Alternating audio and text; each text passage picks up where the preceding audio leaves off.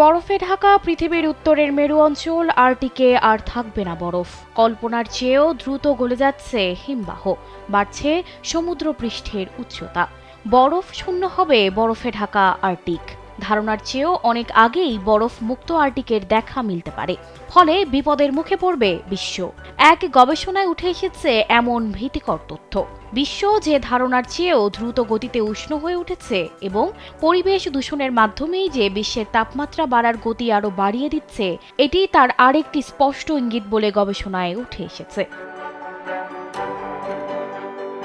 পৃথিবীর উত্তরের মেরু অঞ্চল আর্কটিক জলবায়ু পরিবর্তনের ভয়াবহতার সাক্ষী। এই অঞ্চলের তাপমাত্রা আশঙ্কাজনক হারে বাড়ছে, কমছে বরফ। স্যান্ডেলিনা সো, রূপচর্চায় আভিজাত্য।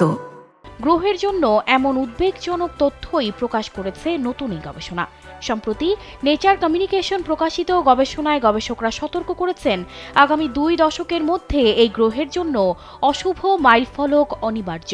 কারণ বরফে ঢেকে থাকা আর্কটিক মহাসাগর 2030 সালের আগেই একেবারে বরফ মুক্ত দিন দেখতে পারে। আর্কটিক সমুদ্রের বরফ পরিবর্তনের পূর্বাভাস থেকে বলা হচ্ছে, 2027 সালে একদিনের জন্য সমুদ্র বরফমুক্ত অবস্থায় দেখা যেতে পারে, আর প্রথম বরফমুক্ত মাস দেখা যেতে পারে 2030 সালের মধ্যেই।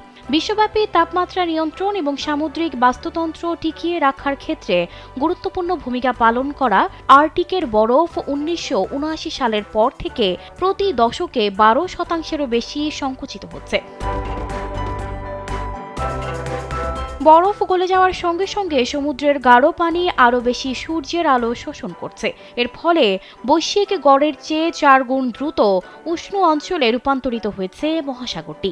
লাইফ সায়েন্সের তথ্যানুযায়ী আর্কটিকের বরফের পরিমাণ 1979 থেকে 1992 সালের মধ্যে গড়ে 2.6 মিলিয়ন বর্গমাইল বিস্তৃত ছিল, যা চলতি বছর 1.65 মিলিয়ন বর্গমাইলে নেমে এসেছে। 11টি জলবায়ু মণ্ডল এবং 366টি সিমুলেশন ব্যবহার করে নতুন গবেষণায় অনুমান করা হচ্ছে, অস্বাভাবিক উষ্ণ পরিস্থিতি দেখা দিলে 3 থেকে 6 বছরের মধ্যে বরফমুক্ত আর্কটিকের দিনটি দেখা দিতে পারে। গবেষণার প্রধান লেখক সুইডেনের গোথেনবার্গ বিশ্ববিদ্যালয়ের জলবায়ু গবেষক সেলিন হিউজ প্রস্তুতির গুরুত্বের ওপর জোর দিয়েছেন। তিনি বলেন, যেহেতু প্রথমবার বরফমুক্ত দিনের কাছাকাছি বিশ্ব, তাই প্রস্তুত থাকতে হবে। কেন আর্কটিক মহাসাগরের সব বরফ গলে যেতে পারে তা জানা গুরুত্বপূর্ণ। গবেষকরা জোর দিয়ে বলেছেন, কার্বন নিঃসরণ উল্লেখযোগ্য হারে কমাতে হবে। তাহলে হয়তো বরফমুক্ত দিনটি আরও পরে আসতে পারে। বিস্তৃত প্রভাবকে কিছুটা হলেও কমাতে পারে। গ্রিনহাউস গ্যাস নির্গমনের কারণে সমুদ্রের বরফ ও তুষার গলে যাচ্ছে। সাধারণত গ্রিনহাউস গ্যাস নির্গমন বৃদ্ধির কারণে জলবায়ু উষ্ণ হচ্ছে। এতে আর্কটিক সমুদ্রের বরফ প্রতি দশকে 12%-এর মতো অদৃশ্য হয়ে যাচ্ছে। এবছরের সেপ্টেম্বরে আর্কটিক সাগরের সর্বনিম্ন বরফ দেখা গেছে। 1978 সালের পরে এবছর রেকর্ড সর্বনিম্ন বরফ দেখা যায়।